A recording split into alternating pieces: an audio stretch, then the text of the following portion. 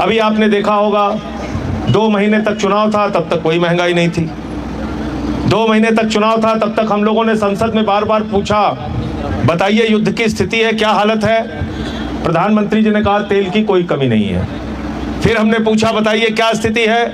Petroleum मंत्री ने कहा तेल गैस का भंडार भरा हुआ है। फिर हम लोगों ने पूछा भाई बताइए युद्ध लगातार चलता जा रहा है, अब हालत क्या है। बोले ये विपक्ष वाले हल्ला मचा रहे हैं, देश के अंदर ये पैनिक क्रिएट करना चाहते हैं, गैस के तेल के भंडार पूरी तरीके से भरे हुए हैं। अगर मैं गलत कह रहा हूं तो बताइए, गलत कह रहा हूं तो बताइए। और जैसे ही 4 मई को रिजल्ट आया, पहला काम क्या हुआ, 993 रुपए कमर्शियल सिलेंडर का दाम बढ़ा दिया।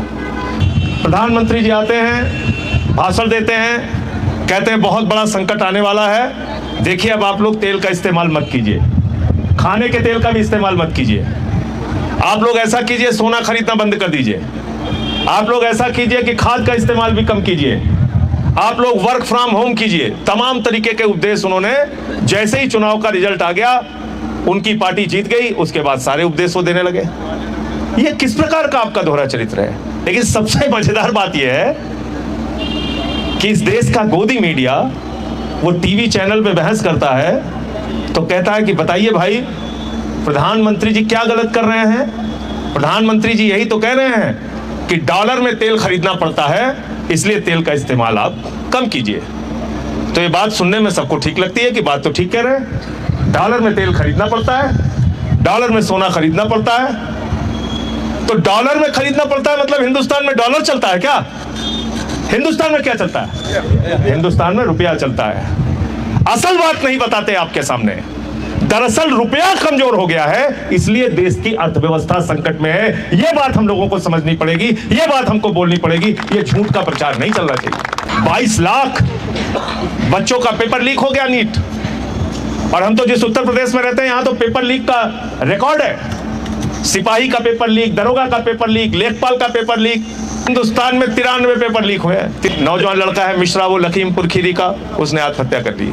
एक लड़का है गोवा का, उसने आत्महत्या कर ली। एक और ने आत्महत्या कर ली। ये सरकार के द्वारा उनकी लापरवाही के कारण हुए पेपर लीक के कारण ये हत्या है सरकार के द्वारा, ये आत्महत्या नहीं है। आप उनके मनस्थिति को समझिए, किस तरीके से लड़के दिन रात मेहनत करते हैं, तैयारी करते हैं। तो उत्तर प्रदेश में तो पेपर लीक पे पेपर लीक हो रहा है। प्रधानमंत्री की प्राथमिकता स्कूल बनाने की नहीं, अस्पताल बनाने की नहीं, गांव की सड़कें बनाने की नहीं, पीने का साफ पानी देने की नहीं, पर्यावरण की सुरक्षा की नहीं।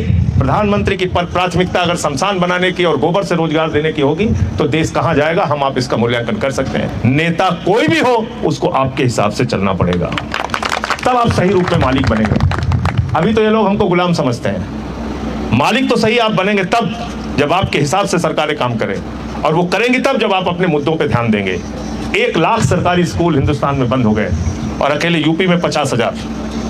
आप बताइए, ये शिक्षा के प्रति हमारी सोच है, हमारी सरकारों की प्राथमिकता है। मिड डे मील में नमक रोटी खाने को मिल रहा है, सरकारी अस्पताल में मोमबत्ती में ऑपरेशन हो रहा है। ये सुविधाएं टैक्स हमसे लेते हो, लाखों करोड़ रुपए क्यों नहीं मिलती हमको? आज जो हालात है उसमें हम लोगों को सोचना पड़ेगा कि राजनीतिक दलों के सामने प्राथमिकता क्या है, कौन सा राजनीतिक दल है किस मुद्दे पे काम कर रहा है। अभी आपने देखा होगा 2 महीने तक चुनाव था, तब तक कोई महंगाई नहीं थी। 2 महीने तक चुनाव था, तब तक हम लोगों ने संसद में बार बार पूछा, बताइए युद्ध की स्थिति है, क्या हालत है। प्रधानमंत्री जी ने कहा तेल की कोई कमी नहीं है। फिर हमने पूछा बताइए क्या स्थिति है। पेट्रोलियम मंत्री ने कहा तेल गैस का भंडार भरा हुआ है। फिर हम लोगों ने पूछा भाई बताइए युद्ध लगातार चलता जा रहा है, अब हालत क्या है। बोले ये विपक्ष वाले हल्ला मचा रहे हैं, देश के अंदर ये पैनिक क्रिएट करना चाहते हैं, गैस के तेल के भंडार पूरी तरीके से भरे हुए हैं। अगर मैं गलत कह रहा हूं तो बताइए, गलत कह रहा हूं तो बताइए। और जैसे ही 4 मई को रिजल्ट आया, पहला काम क्या हुआ, 993 रुपए कमर्शियल सिलेंडर का दाम बढ़ा दिया। किसके इस्तेमाल में आता है वो कमर्शियल सिलेंडर? वो आता है रेडी वाले के इस्तेमाल में, चाय बनाने वाले के इस्तेमाल में, ढाबा चलाने वाले के इस्तेमाल में, छोटा मोटा रेस्टोरेंट चलाने वाले के इस्तेमाल में। शादी ब्याह होती है तो जो खाना पकाने के लिए कैटरर आते हैं, उनके इस्तेमाल में आता है। आपने 993 रुपए अचानक बढ़ा दिया, कुछ नहीं सोचा, कुछ भी नहीं सोचा कि इसका क्या असर व्यापार पे पड़ेगा, छोटे लोगों के व्यापार पे पड़ेगा, कुछ भी आपने नहीं सोचा। उसके बाद 5 किलो का सिलेंडर जो छात्र इस्तेमाल करते हैं, मजदूर इस्तेमाल करते हैं, झुग्गी वाले इस्तेमाल करते हैं, गरीब आदमी इस्तेमाल करते हैं, वो 5 किलो के सिलेंडर का दाम 261 रुपए बढ़ा दिया। कितना बढ़ा दिया? 261 रुपए बढ़ा दिया। उसके बाद प्रधानमंत्री जी आते हैं, भाषण देते हैं, कहते हैं बहुत बड़ा संकट आने वाला है, देखिए अब आप लोग तेल का इस्तेमाल मत कीजिए, खाने के तेल का भी इस्तेमाल मत कीजिए, आप लोग ऐसा कीजिए सोना खरीदना बंद कर दीजिए, आप लोग ऐसा कीजिए कि खाद का इस्तेमाल भी कम कीजिए, आप लोग वर्क फ्रॉम होम कीजिए। तमाम तरीके के उपदेश उन्होंने, जैसे ही चुनाव का रिजल्ट आ गया, उनकी पार्टी जीत गई, उसके बाद सारे उपदेश वो देने लगे। ये किस प्रकार का आपका दोहरा चरित्र है? अगर देश में संकट था तो ये अंकुश आपको पहले लगाना चाहिए था, पहले सलाह देते, पहले उपदेश, तब तो आपने कहा पूरा भंडार भरा हुआ है। और जैसे ही चुनाव खत्म हुआ, आपने 3 रुपए डीजल का, 3 रुपए पेट्रोल का बढ़ा दिया। अभी पता चला दिल्ली में 1 रुपए और बढ़ गया आज। अभी और कितना दाम बढ़ाएंगे वो आप देखते जाइए आगे क्या क्या होगा। लेकिन सबसे मजेदार बात यह है कि इस देश का गोदी मीडिया वो टीवी चैनल पे बहस करता है तो कहता है कि बताइए भाई, प्रधानमंत्री जी क्या गलत कर रहे हैं? प्रधानमंत्री जी यही तो कह रहे हैं कि डॉलर में तेल खरीदना पड़ता है, इसलिए तेल का इस्तेमाल आप कम कीजिए। तो ये बात सुनने में सबको ठीक लगती है कि बात तो ठीक कह रहे हैं, डॉलर में तेल खरीदना पड़ता है, डॉलर में सोना खरीदना पड़ता है। तो डॉलर में खरीदना पड़ता है मतलब हिंदुस्तान में डॉलर चलता है क्या? हिंदुस्तान में क्या चलता है? हिंदुस्तान में रुपया चलता है। असल बात नहीं बताते आपके सामने। दरअसल रुपया कमजोर हो गया है, इसलिए देश की अर्थव्यवस्था संकट में है। यह बात हम लोगों को समझनी पड़ेगी, यह बात हमको बोलनी पड़ेगी। यह झूठ का प्रचार नहीं चलना चाहिए। अगर आज डॉलर की कीमत 60 रुपए होती तो क्या हिंदुस्तान को तेल खरीदने के लिए ज्यादा पैसा देना पड़ता? 70 रुपए होती तो ज्यादा पैसा देना पड़ता क्या? आपने सरकार की नाकारा नीतियों के कारण 96 रुपए का डॉलर कर दिया, इसलिए आपको तेल खरीदने के लिए ज्यादा रुपया देना पड़ता है, रुपया ज्यादा देना पड़ता है, जो डॉलर में तब्दील होता है और उसके बाद डॉलर में खरीद होती है। तो अपने नाकारेपन को कितने चालाकी से छिपाते हैं ये लोग। कहते साहब डॉलर ज्यादा, अरे भाई डॉलर आपने रुपए की ताकत कमजोर कर दी, डॉलर को मजबूत कर दिया, तो इसलिए ये संकट है। दूसरी बात, आज समस्या क्या है? जब हम कहते भारत माता की जय, तो हिंदुस्तान का 144 करोड़ जो देशवासी है, भारत माता का जो सिपाही है, वो कहता है भारत माता की जय मतलब भारत का स्वाभिमान सबसे ऊपर है, भारत का सम्मान सबसे ऊपर है। और आपने क्या किया? ट्रंप कहता है रूस से तेल मत खरीदो और प्रधानमंत्री तेल खरीदना बंद कर देते हैं। ट्रंप कहता है गैस मत खरीदो, प्रधानमंत्री गैस खरीदना बंद कर देते हैं। रूस से हमको $10 प्रति बैरल सस्ता तेल मिल रहा था। हमारे देश में रूस का तेल 4 दिन, 5 दिन, 6 दिन में पहुंच सकता है, लेकिन वेनेजुएला से तेल खरीदने के लिए कह दिया गया, अमेरिका से तेल खरीदने के लिए कह दिया गया। क्या हम पराधीन हैं? क्या हमने अपनी स्वाधीनता खत्म कर दी है? तो इसलिए जब मैं ये कहता हूं कि इस देश में महंगाई आई नहीं है, लाई गई है, और इसके लिए प्रधानमंत्री सीधे तौर पे जिम्मेदार हैं। सस्ता तेल आज रूस से खरीदो और हिंदुस्तान की जनता को सस्ता तेल दो, सस्ती गैस खरीदो, सस्ता गैस दो। किसने आपको रोका है? दूसरा काम आपने क्या किया? विदेश नीति में हर देश अपना फायदा पहले देखता है। भारत के प्रधानमंत्री ईरान के दौरे पे गए थे, वहां पर उन्होंने कहा था ईरान से हमारी मित्रता सदियों से पुरानी है, इतिहास से भी पुरानी है। लेकिन जब युद्ध का मौका आया, आप 2 दिन पहले इजराइल की यात्रा पे चले गए। यहाँ बैठे हुए त्यागी समाज के लोगों को शायद इस बात की जानकारी ना हो, मुझे भी जानकारी नहीं थी। जब युद्ध शुरू हुआ तो मैंने जब जानकारी हासिल की तो पता ये चला कि स्ट्रेट ऑफ हार्मोज जो रास्ता है, समुद्री मार्ग है जिस पर ईरान का कब्जा है, वहां से भारत का 60% कच्चा तेल आता है, वहां से भारत की 50% गैस आती है। ये बात हमको नहीं पता थी, लेकिन भारत के प्रधानमंत्री को पता थी। तो आपने ईरान से अपने रिश्ते क्यों खराब किए?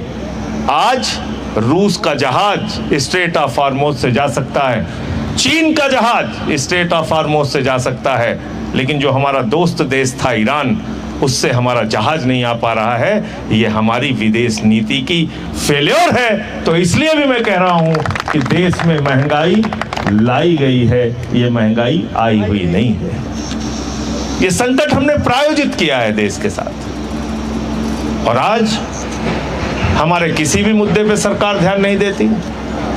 बिल्कुल ठीक कहा सोमेन ढाका जी ने, सिर्फ आपको हिंदू मुसलमान जाति धर्म इस राजनीति में फंसा रखा है। 22 लाख बच्चों का पेपर लीक हो गया नीट, और हम तो जिस उत्तर प्रदेश में रहते हैं यहाँ तो पेपर लीक का रिकॉर्ड है। सिपाही का पेपर लीक, दरोगा का पेपर लीक, लेखपाल का पेपर लीक, 99 पेपर लीक हुई। पूरे हिंदुस्तान में 93 पेपर लीक हुए हैं, 93 पेपर लीक।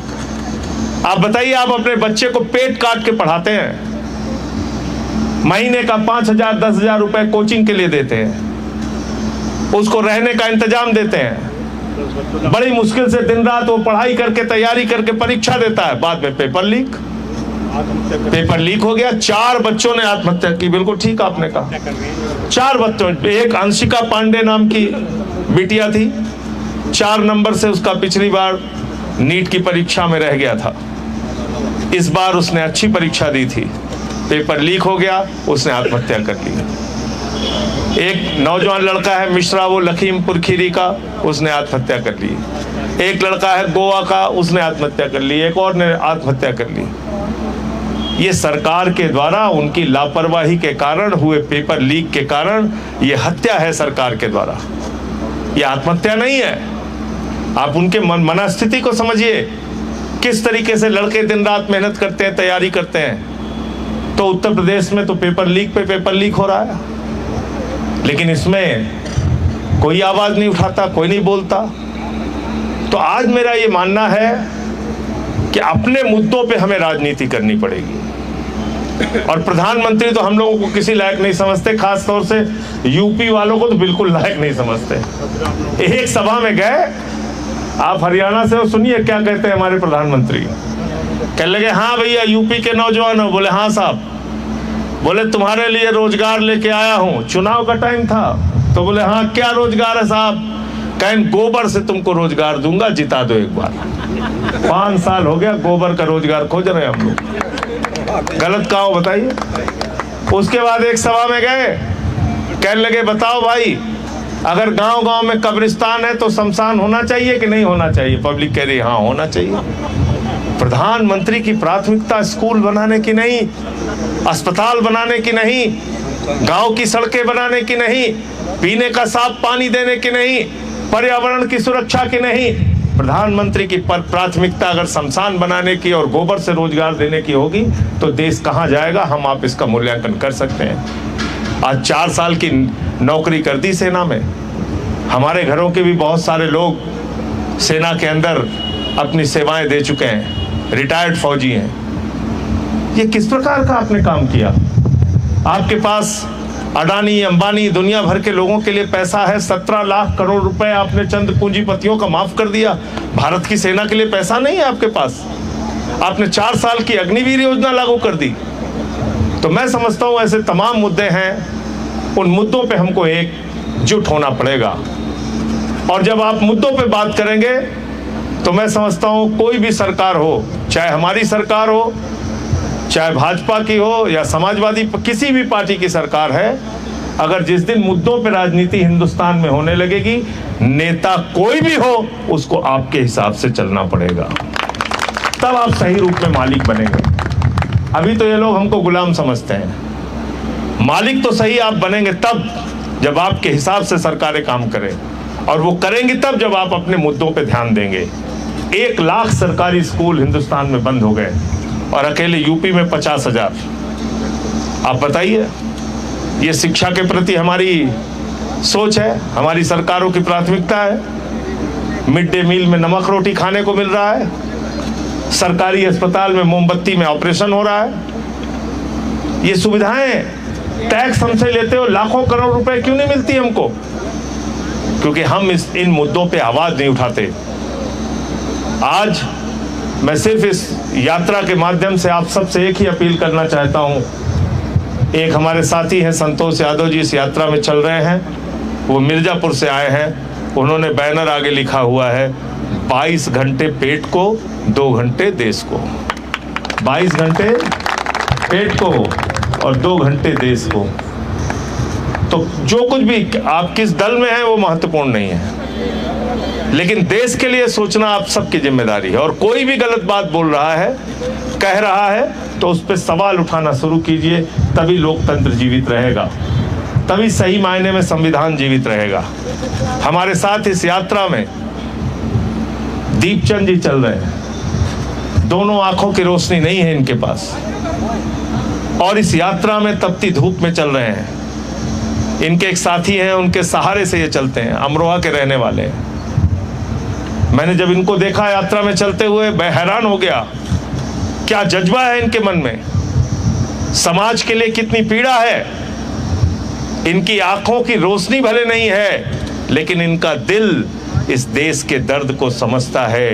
ये हिंदुस्तान है, इस बात को हमें समझना है। ऐसे लोगों की बदौलत ये देश चल रहा है।